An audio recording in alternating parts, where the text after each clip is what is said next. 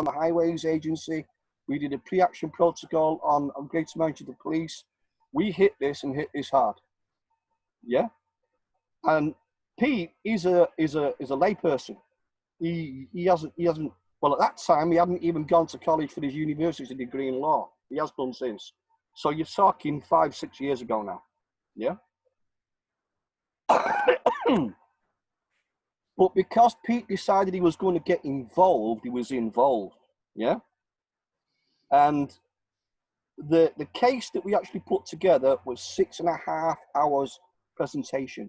Now, if you see Pete working, 6.5 hours of Pete non-stop talking. Oh, yeah, you had to take a lunch break in the middle of this 6.5 hours, but it was 6.5 hours non-stop presentation.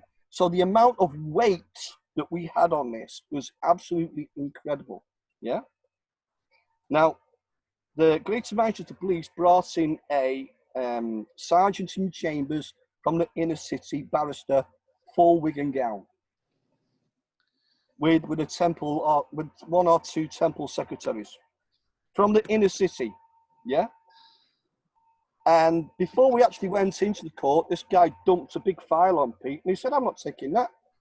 He said, "You're outside your time limit." He just put it on the chair. He said, "I'm not taking that because I should have had that weeks ago." Yeah, they give it you in advance. Yeah. And that was an attempt to distract Pete, if he starts reading this, from what his mission was. Yeah. Now, that's not going to work with Pete. It just doesn't faze him in the slightest. Right. Now, the chief of police of Greater Manchester Police was Sir Peter Farhay. And apparently, on the same day, because this is the civil court, the High Court, in Manchester, on the same day, Sir Peter Farhay was in the criminal court. Well, he wouldn't have been in there personally himself, but there was a case in the criminal court against Peter Farhay. And apparently, there was a lot of MPs and MEPs in that court case. And when that court case finished at dinner time, when we come back after lunch, the public gallery was standing room only, and it's full. There's a gang of us, yeah. Obviously, I was there, and the MPs, the MEPs, they're stood up. This place is loaded to the gills, and we're waiting for the judge to come back. And the sergeant in chambers, barrister, he looks across at Pete, and it's like, what's this? He didn't actually say anything. And Pete looked back and he's going, I don't know. Because, all these people, and they were all MPs and MEPs, just turned up from nowhere. Yeah? So this is turning into somewhat of a big event. And we've still got another hour and a half, 2 hours of a presentation to do at this point, after dinner. And Pete just carries on, just ignores everything and carries on. Because if you see this guy Pete work in a courtroom, he is majestic. He's absolutely brilliant. He never loses where he's up to. You cannot faze this guy. Wow. He's the politest, most candorous person in that courtroom that you could ever imagine when he's talking. He's brilliant. Absolutely brilliant. It's an art form, isn't it? It's an art form. Oh, yeah. This guy has got it down. Right. So he's litigant in person, He's not representing anyone. He's representing himself. Yeah. Yeah, he's brought this claim. He's brought this application for a restraining order against Greater Manchester Police. So we get to the end, and the judge rises and he goes out, and he comes back 10 minutes later, with a 20-minute presentation in response. Now, how can you do that in 10 minutes? He had it pre-written. Pre-written, of course it was. Pre-written, absolutely pre-written. That's what happened with the Hampstead case. It was released to the papers exactly at the moment that it was read out in court. They had it all typed up. They had it ready to go. Yeah. A pre-written 20-minute response. He just had a quick cup of coffee for 10 minutes. That's all he did. Wow. So the outcome of this is, and I keep saying to people, these people have impunity. You cannot bring a case against the police, against a policeman, any policeman. Yeah. So after this 20-minute presentation, and the MEPs and the MPs are in the room. It's not just us, the nobodies. We've got MPs and MEPs in the room. And the judge turned around at the end of his 20-minute presentation and said, I will not instruct the chief of police in his operations. Right. And we've got an airtight case. So he should have said, I cannot instruct them in their operation. No, he said, I will not. Yeah, but what he was covering up was he's not got the authority to. Exactly, and that's the cover-up, and that's what people don't understand. So afterwards, you know, when we leave the courtroom, these MEPs and MPs are giving me and Pete McDowell their business cards. Yeah, because they are fuming. They are distraught. Wow. Because of what They've they've just watched injustice unfold. Yeah, they've just seen injustice unfold. Exactly. Yeah. Now, that was the pre-action protocol before the 176 cases come into the criminal courts. Yeah. Right. Yeah. Because this carries on after weeks and months, you know. So now we're getting to the point where there's a company in the UK called what's the name? It's a criminal defence company, and it's a big one in the UK.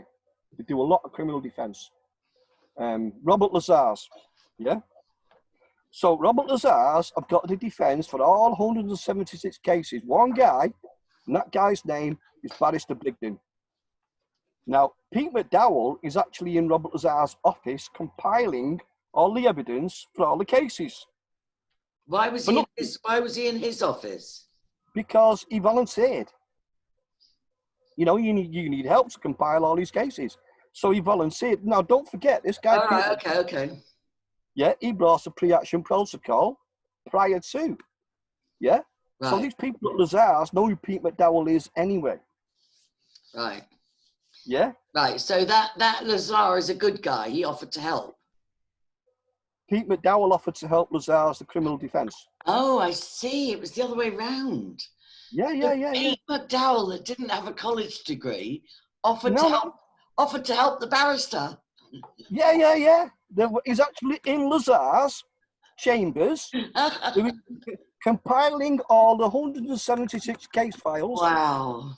With the video evidence and the CDs and everything else, and the statements and the affidavits into 176 cases with Robert Lazar's, the criminal defence law firm. Yeah? Wow. He's in the office. He's in there. Okay? Now, me and Pete, we've known each other since 2013. We've known each other a long time. Okay? So, Pete's down at our house one day. He said, Dave, what we're going to do with this?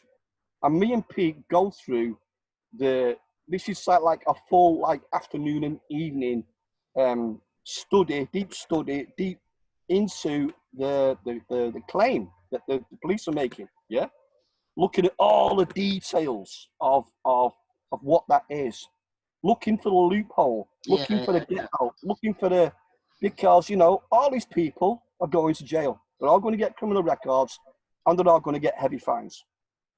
Yeah? Just for peacefully protesting. For peaceful protesting, yeah. Because, you know, this is costing iGas a fortune. And you're talking hundreds, there's overtime on this job for the police assistance, for the police intervention, yeah? You're talking hundreds of police. A fracking thing? Was it iGas? Were they wanting to frack? Yeah, they were fracking, they were drilling holes. Okay, got it. Yeah. Okay, so so Pete's at our house, and we're going through the case. Like, you know, we go deep, we go deeper. I said, Pete, this is the prevention of a police officer obstructing a police officer in the course of his duties. That's his public duties. He said, yeah. I said, that's not what the police are doing. They weren't doing their public duties. They were protecting a corporation. Their public duty is to protect the public, protect and serve the public. Right. So the police have got to allow a peaceful demonstration. Yeah, and protect the people doing it. And protect the people doing it. Yeah, exactly. Instead, they were protecting the gas company. Right. They would their right to frack. Got it. Right. I said, so that is your whole. Yeah. I said, they are not acting in their public duty. No. They are acting in a private capacity, Yes. a security firm for Yeah. iGas. Yeah, exactly. It's a private corporation giving security to a private corporation and pretending that they're public servants in the process of doing it. Yeah, I get that. You've got it. So, and Pete looked at me, he said, Dave, he said, you've just nailed it. I said, I know. Nailed it. Nailed it, right. Yeah. So Pete is going into the office the next day, and we're getting very close on the first hearing, yeah? Pete's going into the office the next day, as Pete does, doing what he does in the Robert Lazar's criminal defence lawyers, and he's got hold of this guy, Barrister Brigden. Yeah, now criminal defence lawyers are not on a lot of cash. Criminal prosecution lawyers, on the other hand, earn a fortune because they represent the state. So, you know, this guy, and so he's telling this to Barrister Brigden, and Barrister Brigden's like, it's like half a day. Pete McDowell took Barrister Brigden back to school for like half a day, talking directly to this barrister. Wow. And at the end of it, yeah, and at the end of it, he said, Pete, I need a smoke. He said, you got to. Now, Pete's unemployed, got next to no cash, but he's got a few smokes. Wow. This barrister, he gave up smoking years ago, and he needed to go out for us. That's how much we distressed. It shook him. Barrister Brigden. Yeah, yeah. Unlearn everything he'd learned. Yeah, yeah. We took him back to school. Okay. Wow. And Barrister Brigden was not happy to go into the criminal defence saying that the police are criminals, which is basically what he would have to be. Yeah, because that risks his job and his career and everything. Yeah, yeah. His job and his career and everything else. So Pete McDowell actually wasn't in the courtroom. He was scheduled to be in the courtroom, but he actually got sent away with the continued investigation by Robert Lazar's, because they were having the chemical soil samples taken, and Pete took this chemist guy, soil sample guy, round the sites. Yeah. Yeah. So he was coming in. Pete McDowell was coming in like right at the end of the first day, and he met Barrister Brigden coming off the lift. Yeah. Because he finished in the courtroom for that day. Yeah. Barrister Brigden was running up to Pete and giving him a hug. He said, Pete, you're a genius. He said, because I wasn't going with your criminal defence. He said, until I realised halfway through the first one that what I was saying was just not going to work. He said, so I switched it round. He said, I went with that criminal defence. He said, you nailed it. It's bang on. And over the next coming weeks and months, every single one of them, 176, was dismissed. Was case dismissed, not guilty. Wow. And there was one particular day where there was 25 people scheduled for that day, and Greater Manchester Police tried to withdraw that day's schedule. And Barrister Brigden said no. He said, if we don't do this today, you can come back at a later time, because that's right. You've just postponed it. You left it on fire, left those people in stress and anxiety. Yeah. So they every single case was case dismissed and yeah. Right. And they had to go through the whole day doing the presentations exactly as they would have done if the police hadn't tried to pull the cases. Yeah. But it still took all the day. Yeah. Yeah. And every one of them, 176 people, were found not guilty. And did it hit the papers? No. Now let me finish the story. Sorry.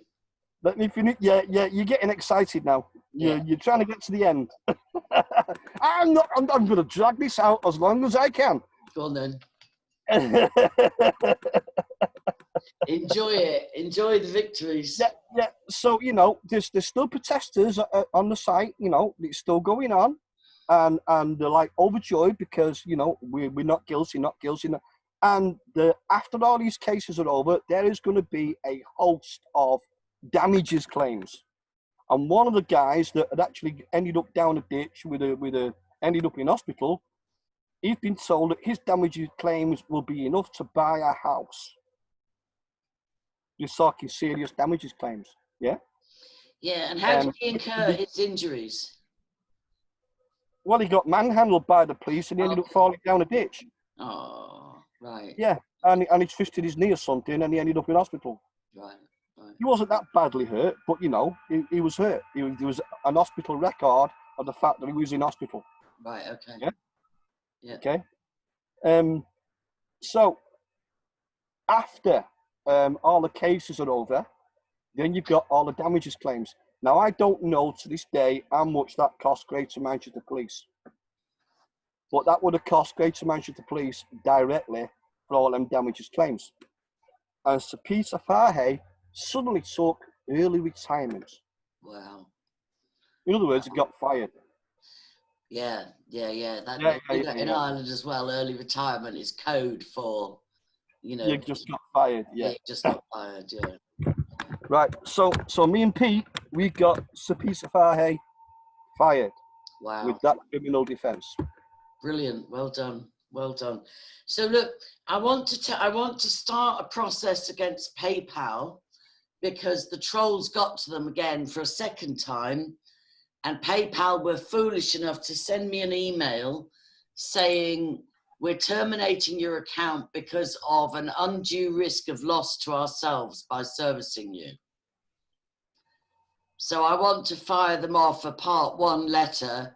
He who makes a claim has the obligation to produce the evidence thereof. So I'll try and draft it myself based on the ones I've already done. Yeah. And I'll send it to you for editing, just if I've left anything out or made any mistakes. Okay, I think that's a good idea because you need to get your feet wet. Because so far, I'll study what I've done with the first 7, and I'll go through the first 3 stages with PayPal. Because I've been following some people in America that are starting to take actions against Google, PayPal, Patreon, all these big platforms that just throw you off if they feel like it or if they get enough. Are they doing that in the court? Because, you know. Well, they've been doing it in the court, but they've been having some wins. And there's an interesting case going on with Patreon, which is a platform. And so they threw somebody off, and 72 of his Patreons said to them, no, we're not having this. You're interfering with this is tortious interference between us and the person we were supporting. So we're not having this. And Patreon's terms and conditions says you can't take a class action, and before any court proceedings, you have to submit to arbitration. So they submitted to arbitration, and they threw out the content creators arbitration because it was him, but they haven't thrown out the 72 people that said you've interfered with our contract with this content creator. So it's very interesting, and it's cost them millions already so far. They've had to arbitrate. It cost them about, I don't know, it's cost them millions. It's cost them at least 5 million, Patreon, to do what they've done so far. Yeah. And then they tried, even though their terms and conditions say you can't take us to court unless you go through arbitration first, and you can't take us to court in a class action, but then Patreon tried to take them to court. And it's like, hold up, So what I'm saying is there are people, and I was listening to the guy, Vox Day, and he was saying the reason these big corporations are getting away with it is because nobody fights when they get deplatformed. Everybody just rolls over, makes a YouTube video about it, and does nothing about it. So I want to continue. I'm ready to go to the next stage with Google because I've downloaded all my content from Google and I've opened a BitChute account. Yeah. So if the worst came to the worst and Google threw me off because I'm going after them legally, not legally, but with a lien, it's not the end of the world anymore because I've got all my content saved. I mean, I wouldn't like to get thrown off, but if they did, because since I spoke to you, they got cheeky again. They pulled one video down altogether, took it down, and they banned 3 more in the UK. Yeah. This was all like the week before last, all in 1 week. So I'm ready to go forward with Google, and I'll give it another week before I proceed with the cops. Well, we've already got the 3 first letters. We've done the first 3 on all 7 claims. But they probably think, or possibly think, because it's interesting, this guy is only getting the letter from May now in August. Mm-hmm. And that might be because he's just been put in charge and they're all getting moved around. And, you know, Anne-Marie Cagney's gone to Dublin and he's gone to the Eastern region, whatever, I don't know. But he's put his name to paper and they probably think Angie won't proceed. Do you know what I mean? She won't go any further. Well, the private, this isn't in the courtrooms. We do everything in the private. Yeah, yeah. Stay out of the courtrooms. No, but I mean, for a while they were scared. So they were writing me letters with no names on them. They were just writing me letters saying from Corporate Services Division or whatever, no signature, no name, nothing, because they were scared about these personal liens coming down the bottom. Oh, yeah. It definitely puts the wind up them. Definitely. But, you know, we haven't got to the fourth letter in that series of letters. No, and I want to do that, but I think I should give another week's grace for this evidence to arrive. And if it hasn't arrived by the end of this week, I'm going to have to act like it doesn't exist and keep going forward.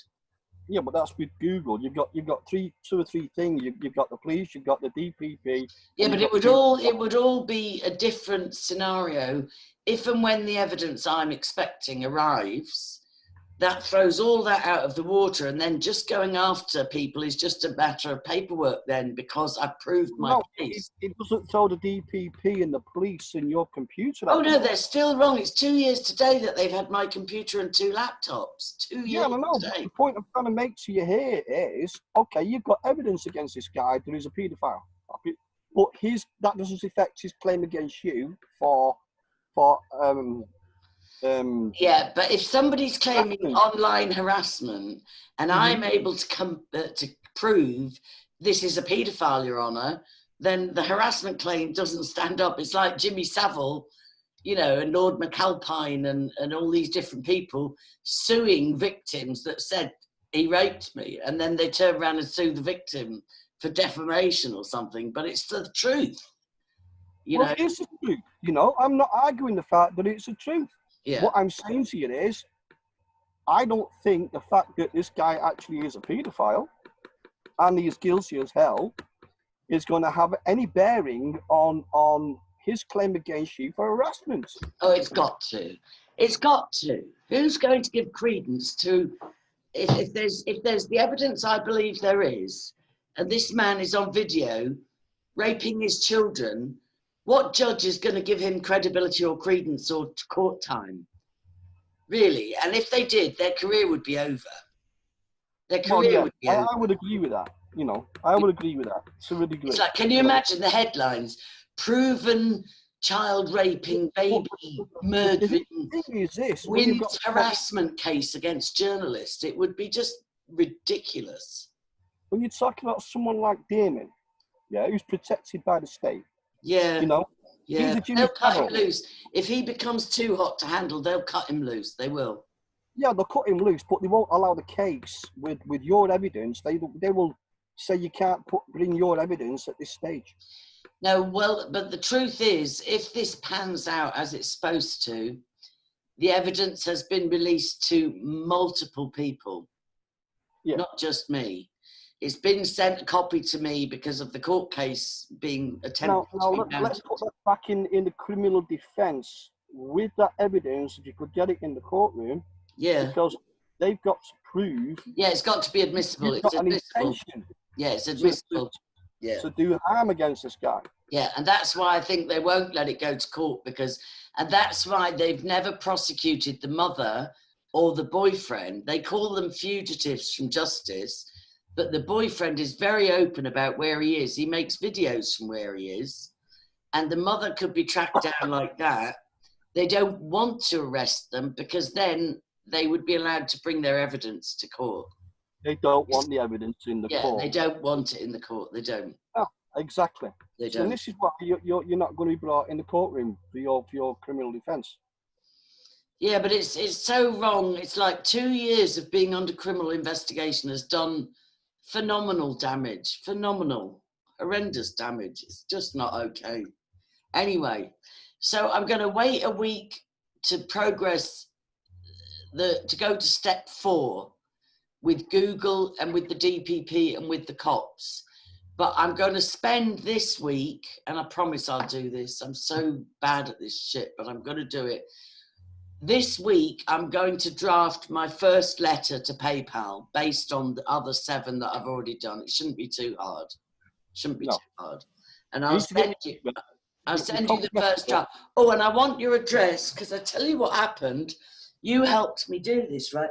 Do you remember when we ordered that heavy duty stapler online? Yeah. I got 2 sent to me. But I'm pretty sure they only charged me for 1. Okay. So I'm going to post the other one to you. Well, you can't post anything to me because I don't have an address. Oh. I am addressless. I am formally, where I'm situated, this location formally does not have a post office address. Well, It's absolutely brilliant because, you know, they can't send me any paperwork for anything. If you But send neither me can anybody else. But I've got 2 of these. I've got 2 of these big. In fact, I've got 3 because with a similar story, you know, I ordered one. It didn't get delivered. It got dropped off at the Mission, which is up the road. And it didn't arrive because, you know, it's not something you can fit through the letterbox. And I ordered another one, and that didn't turn up at our house. It turned up at our house. I was at 145. It turned up at 45 Slater Street, which is up the road. So I got that one. Eventually, I got the one from the Mission, yeah, because the people next door were involved with the Mission. You know, is this yours? I said, yeah. So I've got both of them now. And there was another guy. You've got enough. Well, if you find a good home for one, if you don't want it. I've actually got 3 because a guy, Alfie Evans, Yeah. he gave me his. I'm not using this anymore, Dave. There you go. Right. And this is bigger than mine. And maybe I'll put a notice in the security by way of a lien group, and I'll just say free to anybody that wants to pay the shipping.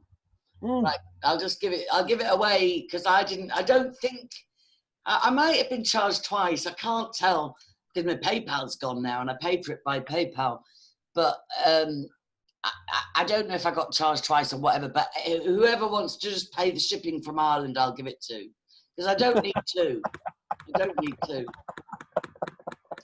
All right, well, look, I've got my homework for this week, and that letter is actually just sharing it with you has made me realise that's the contact I requested. I said, please put me in touch with the Eastern Region, because the Garda Commissioner said, deal with the Eastern Region Assistant Commissioner. I've told her to deal with you. But then she's come and gone, and now whoever's replaced her has finally made contact with me since May. And he said to me, deal with the local super. You know, so... They're just passing you around. No one's going to give you that warrant because it doesn't exist. Well, he says, he's written in the letter, I mean, he's on record as saying, Superintendent Waters will also provide you with a copy of the warrant you have sought. Yeah. So he just didn't say when. There was 2 warrants for my arrest. 2 warrants for my arrest from HM Courts and Tribunal Services, PO Box 101, Runcorn, warrant manager. Now I didn't have the warrant manager's name, but you know these 2 warrants weren't warrants. I got a notice of a warrant for my address. Yeah. Okay. So yeah. I wrote back. I said, thank you very much for your letter. We have noticed that this is a notice, and a notice is not a warrant. Well, I don't think I actually as well. When somebody wrote to me previously, they said something about you won't get anything you were asking for until the DPP makes a decision. And I mean, it's unheard of. The DPP have had my file 8 months. Who keeps a file for 8 months? There was 2 warrants for my arrest, according to the warrant manager, Ed Callister. I did eventually get a name, and they eventually found out after the event that it's a woman. You know, there's 2 warrants for my arrest. Well, where are they? I know. So she's got 2 commercial liens against her candy ass for millions. Yeah. Because she couldn't produce the warrant. Oh, just a final note. I'll show you. I wonder if it's on this page or the other one. I got a thing saying that you know, the Q movement, which, you know, it's good as far as it goes. I do think it's a military citizen arrangement thing, you know, whatever. But, It's the NSA. you know, Q, you know, the QAnon movement. Yeah, it's the NSA in Yeah, America. right. Well, I got a message saying that they're starting a crypto coin blockchain. Yeah. And that for the original adopters, which they hope will be all the Q people, they're going to give you some free Q coins. Yeah. And if you get in right at the beginning, obviously, it said if you missed, because I was offered Bitcoin in 2010 at $53 a coin. Mm-hmm. And I could have made a killing when it went up to 20 grand. I could have made a killing, and I didn't go for it. So it says in this message, if you missed out on Bitcoin, here's an opportunity. The Q movement is starting a blockchain currency, and if you just send your email address and your name, you will be allocated free Q in as an original adopter. So I think I'm going to do that. And it all sounds great. And it might be bollocks, it might be bullshit. But it wasn't with Bitcoin. The person that said to me, buy Bitcoin at $53, his name was Lord Anthony Bain. Oh my God, he knew his shit. And I didn't listen to him. And I could have been a millionaire by now. No. Listen to me, please. All right. I'm a Microsoft certified systems engineer. I know. As you know. Yeah. You know, I built the servers and the banks. The MOD and all that, yeah. Ministry of Defence, right. So I know my stuff. I'm no dummy in this world. Okay. Yeah. I've just finished, a couple of months ago, I finished an 18-month deep investigation, not into Bitcoin, but into cryptocurrency. Cryptocurrency, yeah. Yeah, because my investigation and research was, would this crypto provide me with a commercial vehicle? Yeah, would it work to monetize your liens? Yeah. Monetize the liens. Well, the liens are monetized anyway. Yeah, but to cash them or whatever, yeah. Now, that turned into an 18-month investigation. Okay. But once, and we got funding. There's a lovely lady down the south somewhere that came up with the funding. Oh. Yeah, £30,000. Yeah. Oh, bless. Oh, she's a lovely woman. Absolutely diamond of a woman. Yeah. She's 70 years old as well. Oh. She's gorgeous. I say 70, that'll be me in 7 years. Oh my God. Anyway, so we got the funding like best part of a year after I'd actually started the investigation, which means now we've got to go back and start the ball rolling again. You know, the two offer contracts are a year old. So we do a full investigation, again with contracts, everyone, and we're going through a process. Now it's not just me anymore. There's a team of us, you know. Yeah, good. There's David Johnson, American, Andy Devine, Vivian, me. So if we're having a meeting, if we're talking to the developer companies, there's 4 or 5 of us in that meeting. Yeah. Me taking the lead because I'm a technical geek, but you know, we're not just we are a concern now.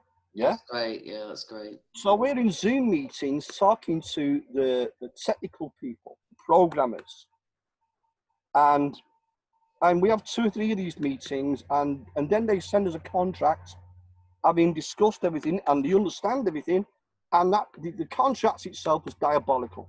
Okay, but then the last meeting that I had with, and I can't remember what the company was, I was actually talking directly to a top boffin crypto programmer. Okay.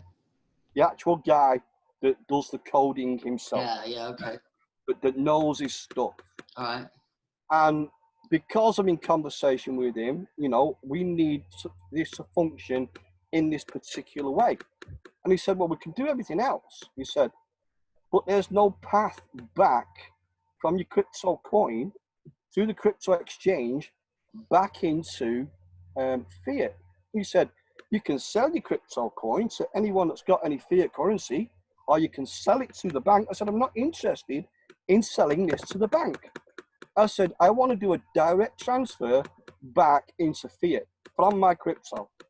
He said, there is no path to do that. at this time. So everybody that's bought crypto, now I want to simplify this as much as I can. There's a crypto vendor and there's a crypto buyer. He's the investor. The Yeah, I crypto vendor, followed it a bit, and there was a way through places like Coinbase where you could convert it to currency. You could convert it. You could either get a credit card with coins on it, and you could use that credit card to pay for stuff that would accept Bitcoin, or that you would could accept actually the crypto. convert it to dollars. You could actually convert it to currency. Well, there's a lot of bullshit out there, okay? There's a lot of people talking crap, a lot of hype. I'm talking directly to a boffin. Yeah, no, I program. believe you. I believe you. It's just strange that he says there's no way, no pathway to connect it to fiat currency, because with Bitcoin there is. No, there isn't. Well, It there doesn't is. matter if it's called Bitcoin or lithium or Eon or Pinkfish. There is no route path back to the crypto exchange. If you go through a broker like Coinbase, Even if you go through a broker like Coin, they're just a broker. but they somehow did have this way of anyway, look, I'm not going to argue, because I tried to open a Bitcoin account even when it was at 2,500, and somehow I couldn't complete it. I've got a Bitcoin wallet, but it wrecked my head, and I just walked away from it. I just left it alone. Yeah, so let me finish that Sorry, synopsis. okay. All right. If there is no direct route back, because I'm not looking to sell these Lian coins to somebody else who's got some fiat. I'm looking to transfer it directly back to fiat currency. And if there is no direct route back to the crypto exchanges, then everybody that's bought crypto, that's it, you're done. That turns the whole crypto world of crypto then turns into a multi-level marketing scam. Yeah. And everyone that's how can I offload my crypto?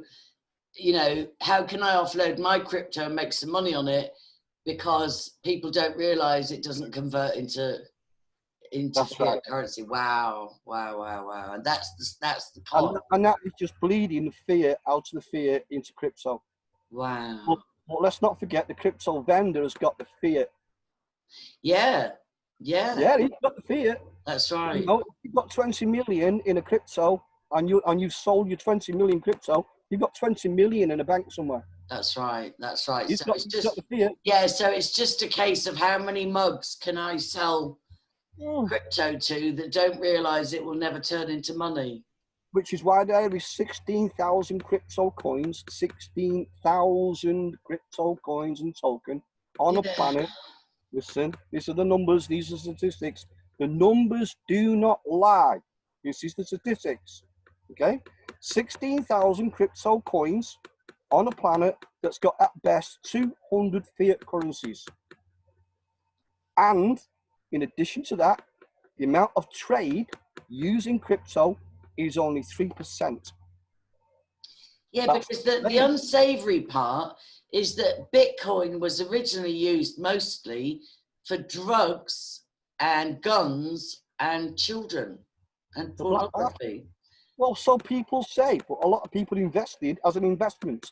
Yeah, no, I would have invested, like, I should have listened to Anthony Bain when he said buy at 53 quid or $53, I should have bought, because it did go to 20 grand. So from $53 to 20,000, I would have made a killing. Yeah. You know, but never mind, that's gone. But I'm going to sign up for the Q thing, because what's the worst that can happen? Do you know what I mean? Well, if you're giving them away, then accept the giveaways. That's accept the giveaway, yeah. No, everyone that launches a crypto does what's called a sky drop and gives them away. Yeah, to the first adopters. Yeah. All right. Well, look, I've got my homework for this week. I'll do a part 1 with PayPal, and then if I haven't got my drop by Friday, I'll have to sort of rejig my way forward, and then next week I'll ask you to help me with part 4 with Google and the DPP and the guards. Yeah. Okay. All right. Yeah. Now then, where are we up to with Ben Gilroy? I never got back. I never heard back from him about habeas corpus. I never heard back from him. I put a shout out on my live streams on Facebook, get about 2,500 views now. and I gave him a shout out there. I messaged him, and I never heard back from him. As far as I know, during the COVID, they suspended habeas corpus in Ireland. And, you know, the cops have just said, you can't get your stuff back until... I know that they said that they've suspended habeas corpus, but they can't suspend habeas corpus. It's impossible because it's an illegal detainment. It's impossible to suspend that fucking act. It can't be done. I don't care what they say. Yes, they talk shit, okay? Don't forget, these are the criminals talking crap. I know. Right. Now, the point is, if we're going to move ahead at some point with doing an habeas corpus to get your computers back, all right. I'm going to have to download, and you're going to have to download, and we're both going to have to read, because don't forget, I've never done this. Yeah? We're going to have to go and download the Writs of Habeas Corpus Act so that we can both read it. Okay. All right. I'll put that on my homework as well, right? That's my 2 homeworks. Yeah. All right. Hang on. So, step 1. Because I'll have to derive what we're going to do from the Act itself. All right. So, step 1 is PayPal. And then habeas corpus. Writ. Download and read. All right. That'll do for a week. And the other thing that I heard about Ben is he's running for election. No, he's given up on that. He did run for election twice, 2 or 3 times, but he's so disgusted, he's now deregistered. He doesn't believe in voting anymore. Okay. Because that's what happened to Chrissy Morris. You know, Chrissy Morris was a major advocate. He's got lots of videos out there making phone calls to people to, bailiffs and debt collection companies and whoever. And then someone said, you know, run for office and become a councillor, and he did, and that's it. Chrissy Morris has gone, disappeared, finished. Well, Ben worked really hard. He campaigned, he worked tirelessly, he helps people all over the country. He gets 5,000 or 10,000 views every time he does a live stream, but he's totally disillusioned with the voting system. He says it's completely rigged, and the national television won't let him on, even though he's like got enough behind him to merit being in a debate. They won't let him in on the telly, and he's just advising everybody to deregister. He says it's a load of bollocks. You won't get in unless you're invited in. You've got to be invited in, then you'll get in. Yeah. So that's it. I'll make one more. I'll try one more time, but I think he's just simplifying and sticking in his own lane. He's trying to get people to deregister. His main lane is fighting illegal evictions, you know. And he does a good job. Courtroom, which will fail.